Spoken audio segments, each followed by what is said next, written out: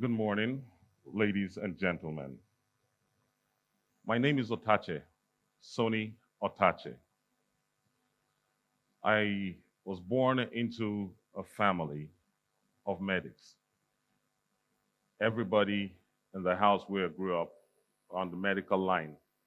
And they thought that someday I was going to be a doctor or maybe a medical lab scientist or one of those. But instead, I chose to be a broadcast journalist, an advocate, an activist, and on top of it all, an entertainer, which is what I love the most.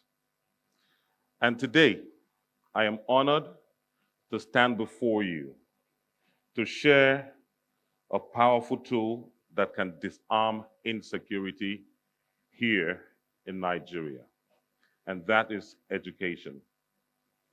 Why I say this is because as I stand before you, I am a success story. I am one that have lived and seen through it all. Growing up on the streets of Kaduna and living in the community of Ongwen Television, I was privileged to be a pupil at the famous Kaduna Capital School back in the 80s. For those of you who know what Capital School was when it was. And growing up on the streets of Ongwen Television in Kaduna, you know what it felt like being a boy on the street, even though I came from an average home. You know, back in those days, we didn't have things that are called ajabota today. Then you were called aristocrats. And if you were called an aristo, you would burst out crying because it was really heartbreaking to be called that. Today, people are proud to say, my child is an ajabo. Then it wasn't something to be proud about. And I chose to move into the streets. And on the streets, because it was at the time when hip hop music was birthed. We loved hip hop. We listened to a lot of hip hop, the KRS ones, the Naughty by Natures, the Snoop Dogg, and of course the Two Life Crew. Now, through these eras, because on the streets of television, you had the set of boys that were called kauras. So we that were privileged to be educated or be in school, we could not be kauras because we couldn't be one of them. So we looked at ourselves as gangsters, and we thought that we were thugs, and it was fun to be a young thug. Now, through this process, I saw the excitement of being amongst children in the classroom learning. And of course, on the streets where you hear machetes, cutlasses, goras, and tear gas canisters that came out from the barrels of guns of the mobile policemen. But as young thugs back in the day, this is what we did. Each time a canister of tear gas was fired from a police gun, because we were young thugs and we thought that we could be the toughest of them, we run after the tear gas canisters, step on them, turn them off, take them and take them back to our hoods, like we called it then. And then because we needed to be prepared for moments like this, when the police would come, because we were never scared of the police, would rather run away from the men of the Nigerian Air Force and men of the Nigerian Navy. We weren't even scared of the soldiers because we were surrounded, Command Secondary School one side, and then artillery barracks on the other side, and then the Defense Industries Corporation on one other side, and then we had the Mopo on that side. We weren't scared of them, but each time the men of the Nigerian Air Force and men of the Nigerian Navy came around, because they had the order to shoot at sight, we would run away. So the tear gas from the police canisters that were shot at us, we put them off. We take them into the streets and we sit down, we light them up and we sniff them as much as we can. So we just know that we're thugs, we're tough boys, and we could just hold on. Now, these two scenarios of the classroom and the scenario on the streets where all of these street fights happen, one of them breeds fear. The other breeds a future. And this I am saying because I am a survivor. So I know this today. Now, from this era, those boys who were kauras and the likes, a lot of them were the ones who dropped out of school. talking some 30, 40, 50 years back, thereabout, kids who dropped out of school then, if you fast forward to another 20 years from the 80s, the late 80s, while we were growing up, into the early 2000s and the late 2000s, you'll figure out that it was kids of this age that grew up to become bandits, become terrorists, and become kidnappers. If they had the privileges that we had and were in the classrooms, this is not going to happen. Now, today, Nigeria as a country, we have the highest number of out-of-school children. And these out-of-school children are those who have grown into becoming these bandits. These out-of-school children are the ones who became kidnappers and are taking on this. If we developed our schools and ensured that places that are ungoverned have children or have people who are in school, then we'll begin to cut down on these numbers and this will begin to come to an end. Today in Nigeria, there's over 20 million out-of-school children. Of this number, 70% of them are here in the north. This is because we're not doing what we should be doing to ensure that we have those children in classes like they should be. Without education, these children are becoming recruits for criminality rather. And they are going to begin to engage in these ideologies of extremism.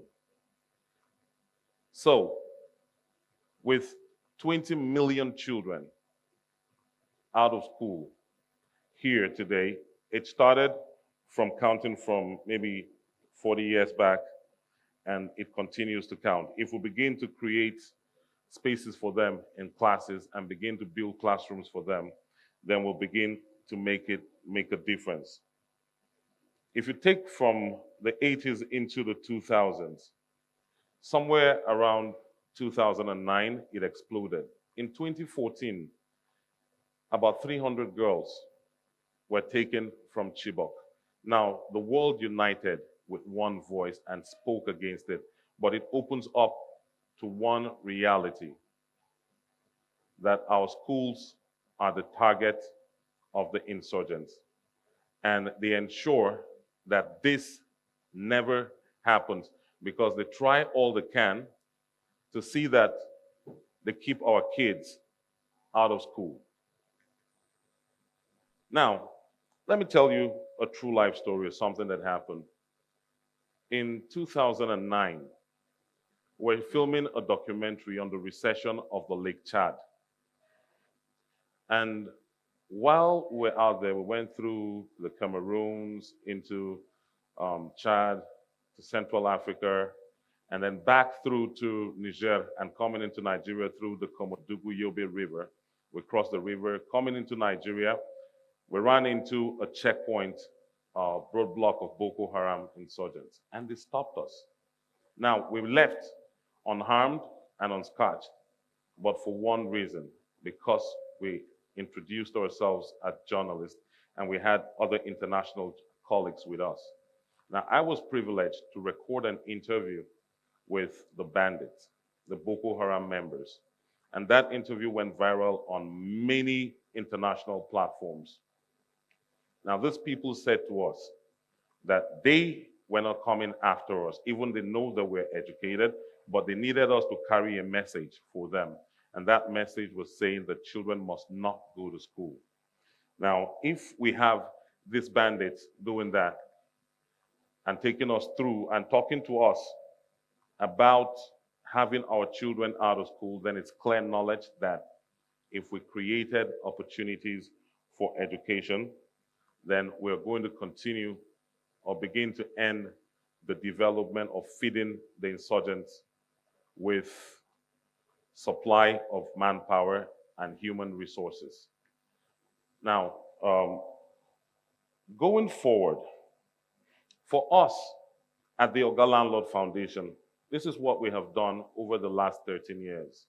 Because we know that education is the key, we decided to begin to support education initiatives.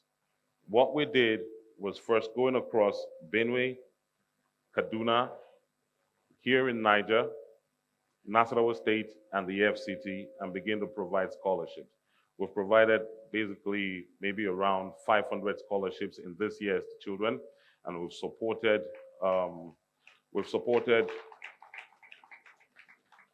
healthcare by treating people in and around. And over these years, knowing that creating education, it doesn't matter even if it was the Almajiri schools, digital education, every kind of education, if we provided that and ensured that we had kids on ungoverned areas going to school, then we're sure that in another half a decade or less than a decade, we're going to see an end to insurgency, banditry, and kidnapping. This is a responsibility that we should take. Now, over these years, in the last couple of years, maybe 2-3 years, we started something. We moved into communities, starting from here in Niger State, into communities where those you call herders, the Fulani people, are resided. And we go into those places and we build schools for them. The schools that we build for them are not built from brick and mortar. They're built from thatch and straws. These schools are built and they're left open for them. It is not the conventional schools. They don't go to school in the morning after they go do their herding and come back home to where they stay. They have those things that are like shelters that we have built where the children can grow up and learn. And they spend their time, while they're doing this, see, look at that. They spend their time here learning and acquiring knowledge, learning to speak basic words in English, and starting to get basic education.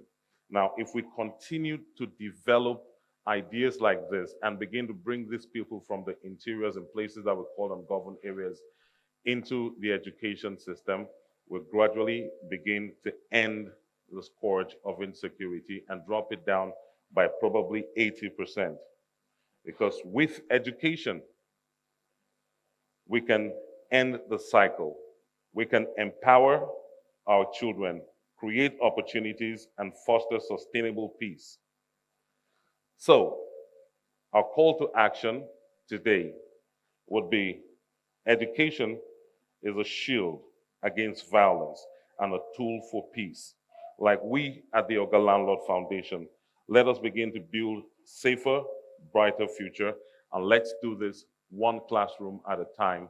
And we will believe and agree that education is the key to ending insurgency and insecurity in this country, and we can drop this by 80%. Thank you very much.